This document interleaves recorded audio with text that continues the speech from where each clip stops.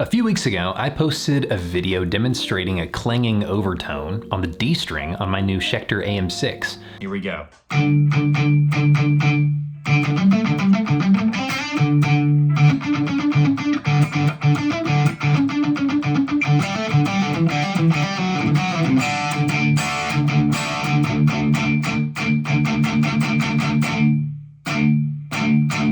And I was on the hunt for solutions from the wonderful guitar tech and modern guitarist communities, because even though I tried a lot of stuff, nothing really worked out. I didn't realize it at the time, but the AM7, which is a 7-string model of the same guitar that I bought at the same time, had the same issue on the same string. Many people have asked for an update on where I've landed with those guitars, and several more of you have asked for an official review, so this video is both of those. Because I value your time, I'm gonna cut to the chase with the update and the review. I unfortunately returned both guitars. Both guitars are also pretty awesome. And that doesn't make any sense. That's the diet caffeine-free version. If you're interested in the version of the story that does not value your time, I'd encourage you to keep watching. Now, for full disclosure, I have been in direct email contact with Schecter's president about these two guitars, but that's not because I asked to speak to the manager or anything. He reached out to me because he saw the other video. Incidentally, my customer service experience with Schecter was top tier. I'm just sad that the guitars didn't work out. Anyways, all that to say, Schecter hasn't had any input on the content of this video. These are my opinions and experiences. Your mileage may vary.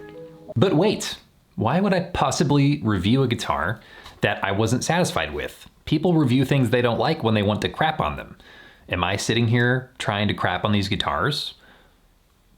No, of course not. These guitars actually have quite a few positive attributes that I want to get into. But I'm a teacher, and as a teacher, I'm sort of a broker of information and solutions and problem solving. Numerous attempted fixes for this clanging sound will be detailed here in this video, and hopefully that will help dozens of you out there who are having problems or issues with your own guitars, regardless of the model or the brand. While none of these fixes help my specific situation, I feel like this is a pretty exhaustive resource on a very specific issue that I had never experienced before. So I hope it helps someone. Or I hope it at least entertains you while you eat your breakfast or avoid practicing guitar. I first heard Aaron Marshall in 2015, and I discovered him the same way that I've discovered pretty much everything good in my life: doom scrolling on Instagram. And when I heard him play, I thought, he's doing the Marco Sfogli thing.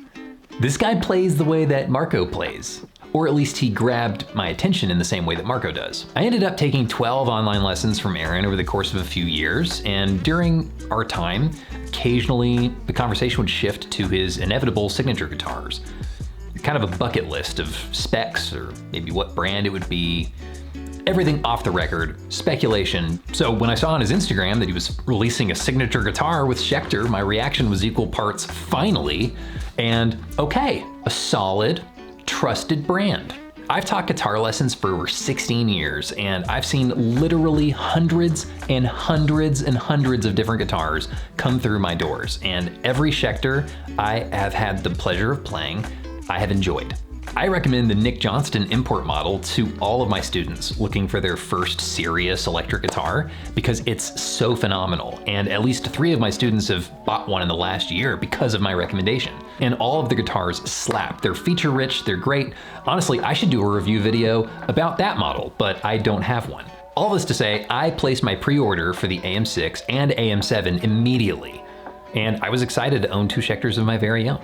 But a few weeks later, I found a place that had the guitars in stock faster than my original pre-order. So I canceled that pre-order and bought these immediately, and I got a better price. The Schecter AM6 will cost you $1,400 of legal US tender. Or 1,400 quid, isn't it? You sound like you're from London. And you're getting some premium parts for this price, including the marvelous Godot 510 bridge with full steel saddles and steel block.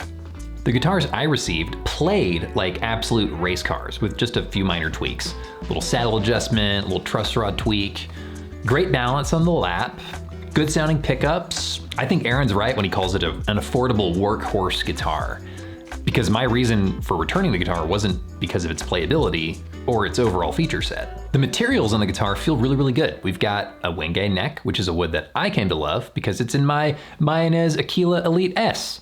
Though the neck on the AM6 and AM7 has almost like a little bit of a hazy look to it, like a little bit gray. I can't tell if it's the finish or if it's the wood itself. It's just not as dark chocolatey as my mayo. Ooh, dark chocolate mayo. You know what, Hershey? You can have that one. That one's on me. But regardless, the neck looks and feels really great. It's kind of slender, but not so slender that it hurts to play. It's got a basswood body, which I'm very familiar with tonally, as two of my main guitars in the past have had basswood bodies, the John Petrucci's Signature Music Man and the Charvel Guthrie Govan Signature. Man, I buy a lot of signature guitars.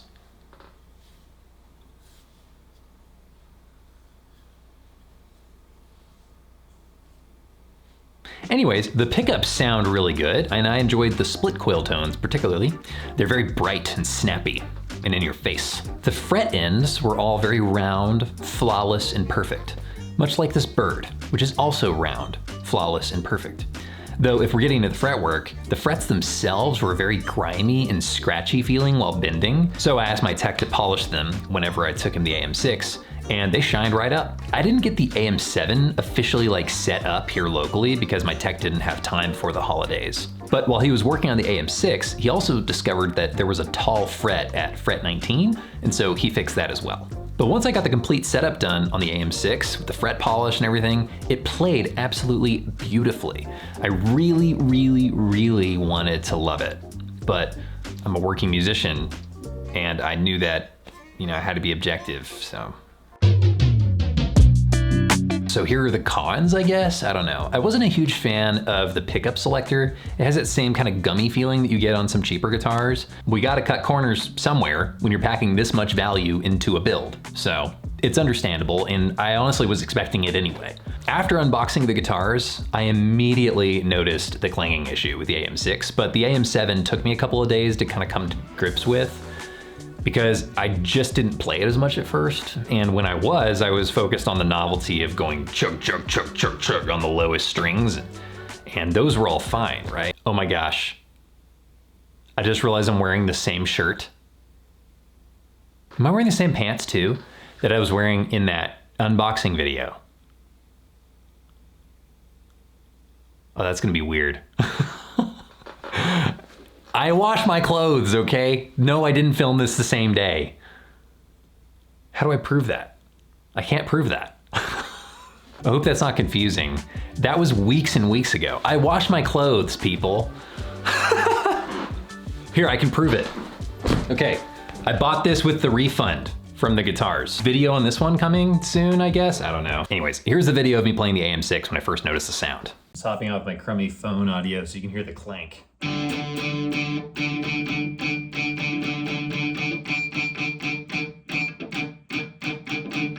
It's like the springs in the back resonate with that D. It wasn't.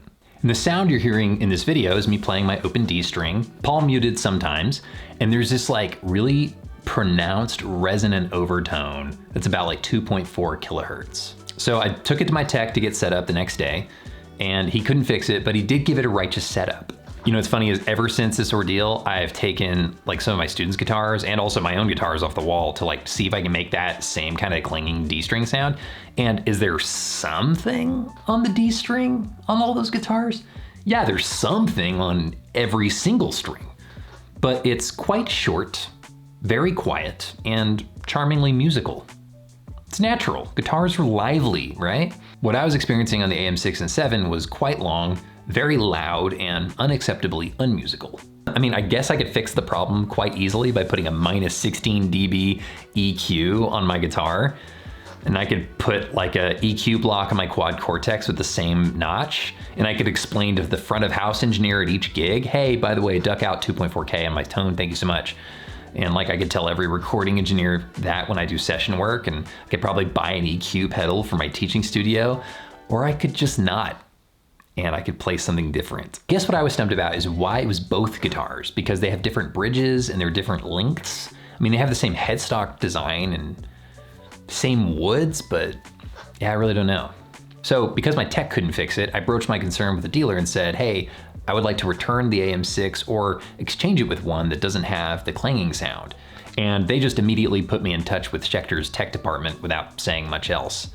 And Schecter's tech department asked me to ship the guitar to them, and they sent me a label. for free, which was really nice of them. I didn't have to pay shipping. After I packed up the AM6, I sat down to make a video lesson on my AM7, and I just really didn't want to believe it.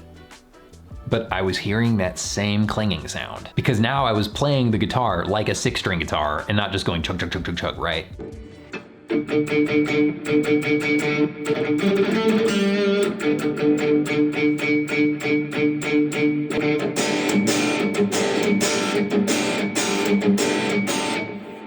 I strongly believe that one of the reasons why I didn't hear it as pronounced on the AM7 at first is because I was still kind of in the honeymoon phase with the two guitars.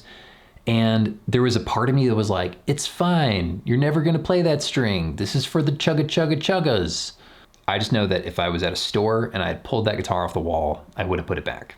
So I emailed Schecter's tech department and I was like, both guitars? And they were like, bet. So I packed them both up and sent them both.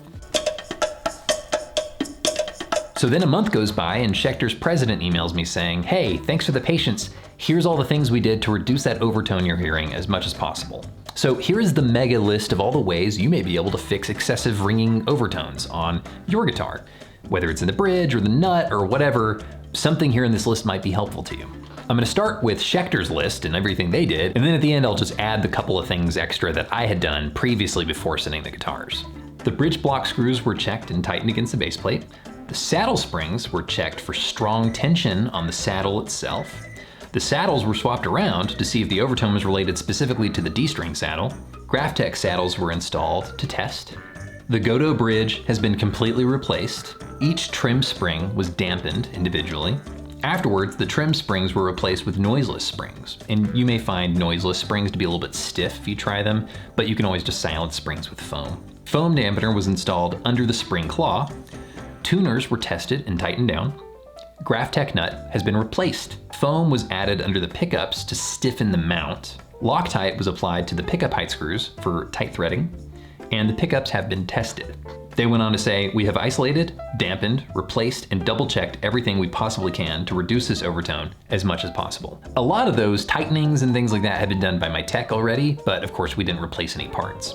The other things that I did were apply a fret wrap to the length of string between the nut and the tuners to kind of help silence those vibrations, because we know those are really annoying. That's what I thought it was at first, and of course it wasn't. And I'd also, shoved some foam in between the springs in the back, like my first video demonstrates. One of the more interesting things that I tried that was suggested to me on Facebook was to apply a little bit of pressure to the length of string that extends between the base plate of the bridge and the first connection point on the saddle. And so I got a tiny little screwdriver, and as I was playing that D string, I had my wife just kind of like angle in the screwdriver and kind of push it a little bit against that. And I think it helped like 2%. But that also just could have been that I'm playing in this weird position, trying to like not get in her way or something, I don't know. It was an interesting experiment anyway. I also heard of somebody putting duct tape around a string inside the string hole. String hole doesn't sound like a technical term. It's probably not. Another thing my tech did was he checked the saddles for burrs or any kind of imperfections. He just wanted to make sure there was smooth contact on the bridge plate and any part of the saddle that it made contact with. And he said the nut was pretty much like cut the way he would expect it to be cut. And in that list of things, Schecter didn't necessarily mention anything regarding the AM7 guitar specifically, but I'm assuming they looked after both guitars in a similar manner. But the AM7 is a hardtail guitar, so like some of those tests and things wouldn't apply because there's no trim springs. Anyways, after all that, I said, wow, that was very thorough. Is it gone? Is it fixed? To which they replied, and I'm respectfully paraphrasing all this communication for brevity, of course, well, most of what you're hearing is still there, to the point that we can't guarantee that you'll be happy with it, something along those lines. And I just said, I really appreciate the honest feedback on the current state of that overtone, and I have tremendous trust in the Schecter brand as being one of my top recommendations for my students, and the top tier customer service I've experienced with these guitars has shown me that my trust is not unfounded. I really appreciate you taking the time to correspond with me about all this and spending company time on trying to mitigate the overtone. They really went above and beyond as much as they probably could. But Michael, the president, did courteously offer that when they got another shipment in of these guitars, he would just go sit and like look through a few of them. And if he found one that was like significantly different for me, if I was still interested, he would let me know. And I was like, heck yes, I'm still interested. These are great guitars. I just thought it was really thoughtful and much appreciated.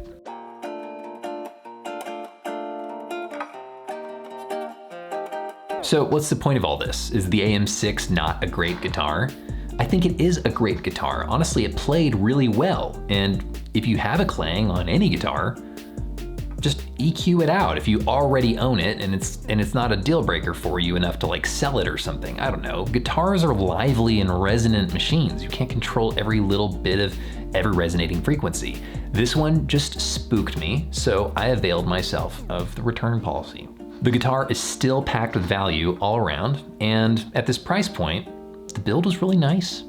I mean, don't expect a custom shop guitar. It's still a production model import guitar, but I think you could be really happy with it if it came across your path and you gel with it. The 7-string model was so comfortable and lightweight that I forgot I was playing a 7-string. I'm really looking forward to the imminent USA line of the Aaron Marshall guitars for sure.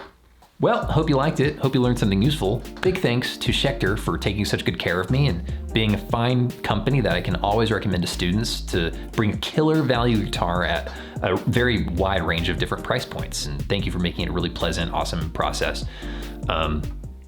Anyways, there's buttons down. Oh, did you hear my cat? She's out there waiting for me. There's buttons down there. There's a bell down there. There's a subscribe button. You should click on all the things. Go down in the comments and comment your ideas for ways to fix weird ringing overtones if something got missed in this video. I released new music last month. My new single, Stygian Blue, is streaming everywhere. And next month, there's more new music. I'm releasing the full version of a little teaching exercise that I wrote in about 30 minutes for a student.